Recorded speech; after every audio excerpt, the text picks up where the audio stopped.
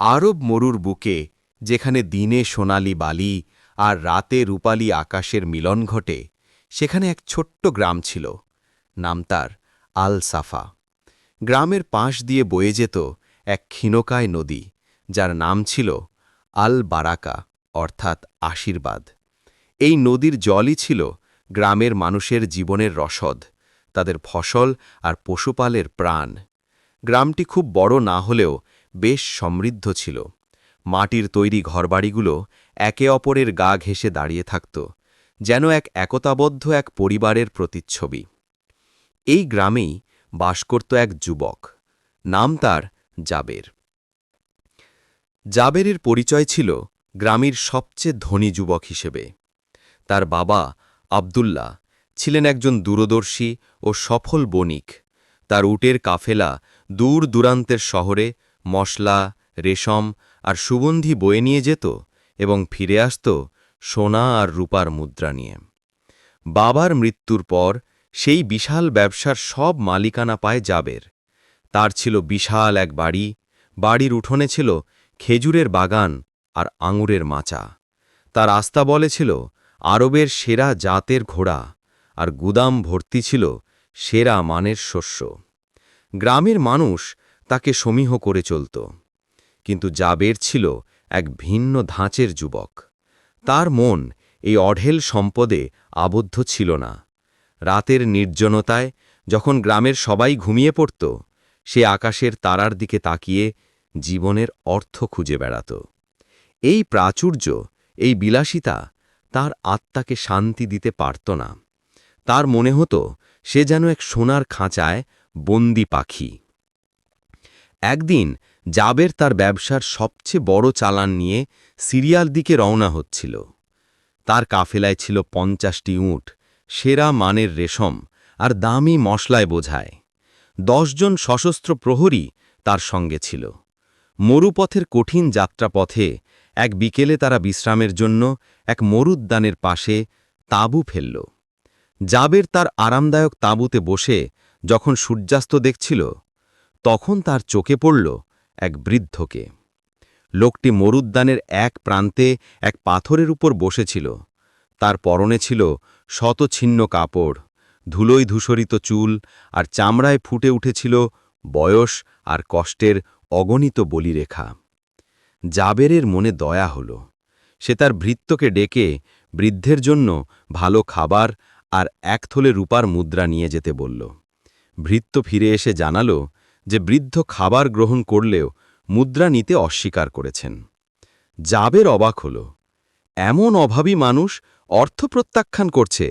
সে নিজে বৃদ্ধের কাছে গেল, বিনয়ের সাথে সালাম দিয়ে তার পাশে বসে জিজ্ঞেস করল, বাবা, আপনি আমার সামান্য উপহারটুকু কেন ফিরিয়ে দিলেন? আপনার হয়তো অর্থের প্রয়োজন আছে। বৃদ্ধ লোকটি শান্ত, গভীর চোখে জাবেরের দিকে তাকাল। তার দৃষ্টিতে কোনো লোভ ছিল না, ছিল এক অনবিল প্রশান্তি। সে মৃদু হেসে বলল, হে যুবক, তোমার অর্থ আমার কোনো কাজে আসবে না। আমি তো জীবনের শেষ প্রান্তে চলে এসেছি। যে নদী শুকিয়ে যাওয়ার পথে, তার জন্য এক পাত্র জলের কী বা মূল্য? আমার এখন যা দরকার তা হল আল্লাহর সন্তুষ্টি। আমি আমার প্রভুর সাথে এমন অবস্থায় মিলিত হতে চাই যখন আমার অন্তরে দুনিয়ার কোনো মোহ থাকবে না।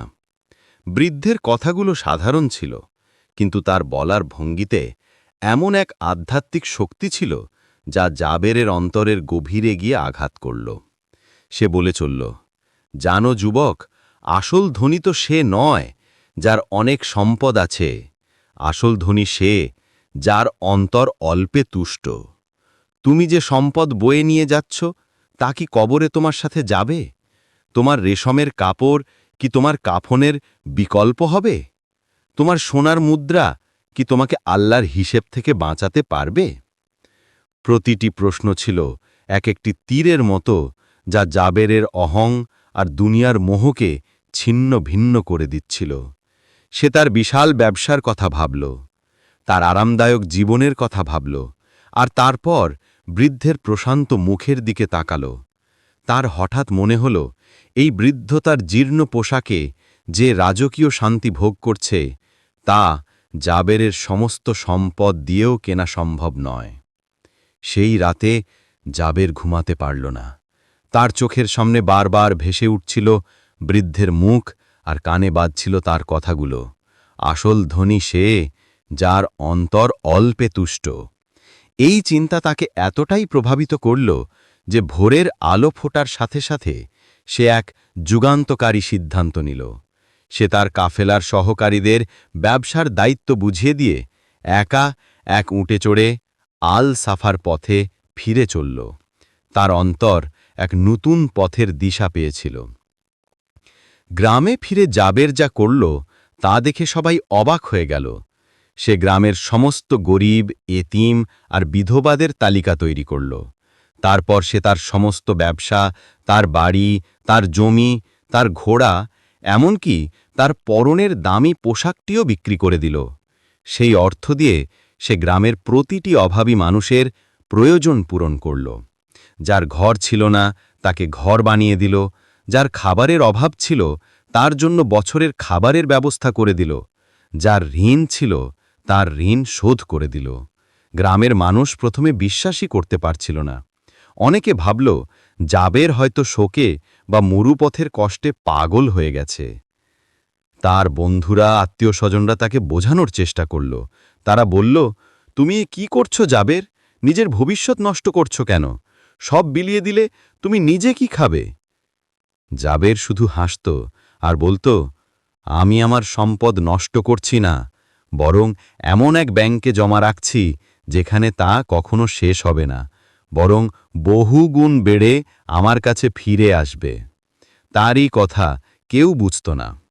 অবশেষে যখন তার শেষ মুদ্রাও বিলিয়ে দেওয়া হয়ে গেল, তখন সে একজন সাধারণ শ্রমিকের মতো এক টুকরো মোটা কাপড় পরে গ্রামের প্রান্তে অবস্থিত ছোট্ট মসজিদটিতে আশ্রয় নিল।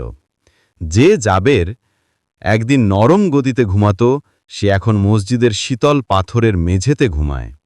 যে জাবেরের সামনে 50 পদের খাবার থাকত, সে এখন মানুষের দেওয়া সামান্য রুটি আর পানিতেই সন্তুষ্ট থাকে।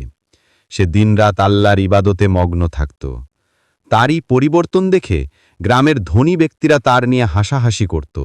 তারা বলতো, দেখো আব্দুল্লাহ ছেলের কি দশা হয়েছে, সব সম্পদ বিলিয়ে দিয়ে এখন সে ফকির।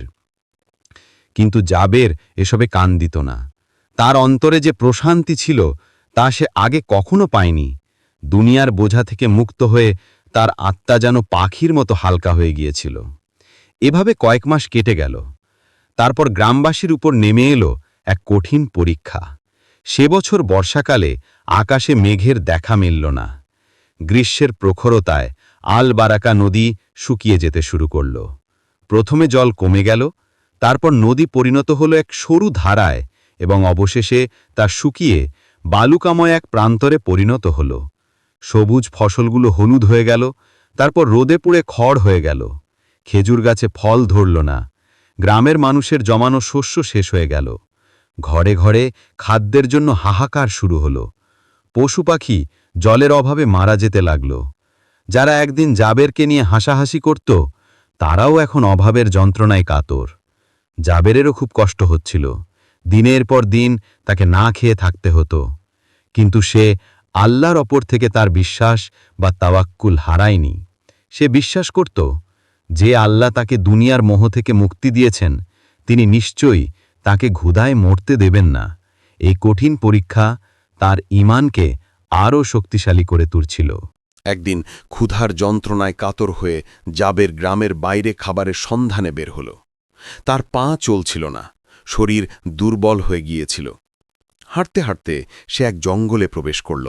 জঙ্গলের গভীরে সে এক অদ্ভুত দৃশ্য দেখতে পেল, যা তার জীবনকে আবারও বদলে দিল। সে দেখল একটি বয়স্ক পাখি, যার একটি ডানা ভাঙা, সে উঠতে না পেরে মাটিতে পড়ে ছটপট করছে। তার পক্ষে নিজের জন্য খাবার জোগাড় করা অসম্ভব ছিল। জাবের ভাবল, বেচারা পাখিটা হয়তো এভাবেই মারা যাবে। কিন্তু ঠিক তখনই সে দেখল আরেকটা সুস্থ পাখি উড়ে এলো। তার ঠোঁটে ছিল কিছু ফল। সে পরম মমতায় ভাঙা ডানাওয়ালা পাখিটির মুখে খাবার তুলে দিল। একবার নয়, কয়েকবার সে খাবার নিয়ে এলো, যতক্ষণ না অসুস্থ পাখিটির ক্ষুধা মিটল। এই দৃশ্য দেখে জাবেরের চোখ দিয়ে অশ্রু গড়িয়ে পড়ল। সে মাটিতে বসে পড়ল এবং সিজদায় লুটিয়ে পড়ে আল্লাহর শুকরিয়া আদায় করল। সে বুঝতে পারল এটা তার জন্য একটি নিদর্শন ছিল। আল্লাহ তাকে দেখাচ্ছিলেন যে তিনি তার সৃষ্টির রিজিকের ব্যবস্থা কিভাবে করেন। তিনি কাউকে ভুলে যান না। যার হাত পা নেই, যে অক্ষম, তার জন্যও তিনি অন্যের মাধ্যমে রিজিক পাঠিয়ে দেন। তাহলে জাবের যে সুস্থ এবং আল্লাহর উপর পূর্ণ বিশ্বাস রাখে, তাকে তিনি কিভাবে ভুলে যাবেন? এই বিশ্বাস তার অন্তরে এমন এক শক্তি সঞ্চার করল যে তার সমস্ত ক্ষুধা, সমস্ত ক্লান্তি দূর হয়ে গেল। এক অনাবিল শান্তি নিয়ে সে গ্রামের পথে ফিরে চলল। গ্রামে ফিরে এসে জাবের দেখল সবাই হতাশায় ভেঙে পড়েছে। খাদ্যের অভাবে শিশুদের কান্না আর বড়দের দীর্ঘশ্বাসে গ্রামের বাতাস ভারী হয়ে উঠেছে। গ্রামের মড়ল আর ধনী ব্যক্তিরা তাদের গুদামের শেষ শস্যটুকু আঁকড়ে ধরে বসে আছে, কিন্তু সেই শস্য ফুরিয়ে আসছে। জাবের সবাইকে মসজিদের সামনে সমাবেত হতে বলল। তার চোখে মুখে ছিল এক স্বর্গীয় আভা। সবাই জড়ো হলে জাবের তার জঙ্গলের অভিজ্ঞতা বর্ণনা করল। সে বলল, হে আমার ভাইরা, আমরা কেন হতাশ হচ্ছি? আমরা কি সেই আল্লাহর উপর বিশ্বাস রাখি না, যিনি একটি ভাঙা ডানাওয়ালা পাখির জন্য রিজিকের ব্যবস্থা করেন? আমাদের সম্পদ ছিল, কিন্তু আমরা আল্লাহর শুকরিয়া আদায় করিনি। আমরা একে অপরকে সাহায্য করার বদলে নিজেদের নিয়ে ব্যস্ত ছিলাম। এখন আল্লাহ আমাদের পরীক্ষা নিচ্ছেন। আসুন আমরা সবাই মিলে আল্লাহর কাছে তওবা করি এবং তার সাহায্যের জন্য দোয়া করি।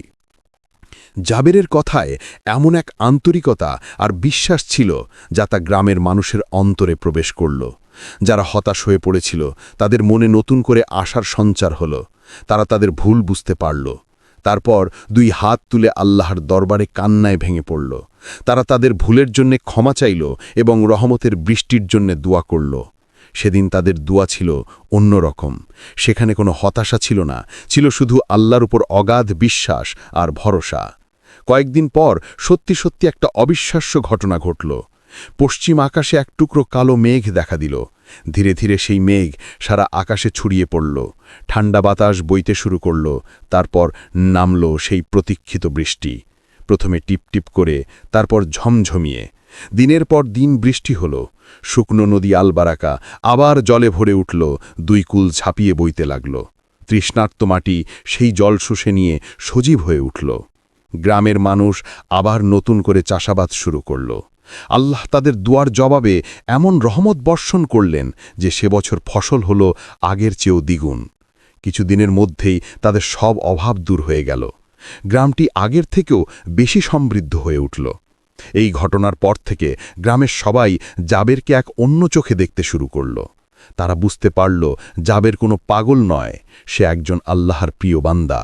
যে সম্পদকে তারা জীবনের সব কিছু মনে করত, জাবের তা বিলিয়ে দিয়ে তার চেয়েও বড় সম্পদ, আল্লাহর বিশ্বাস ও ভালোবাসা অর্জন করেছে।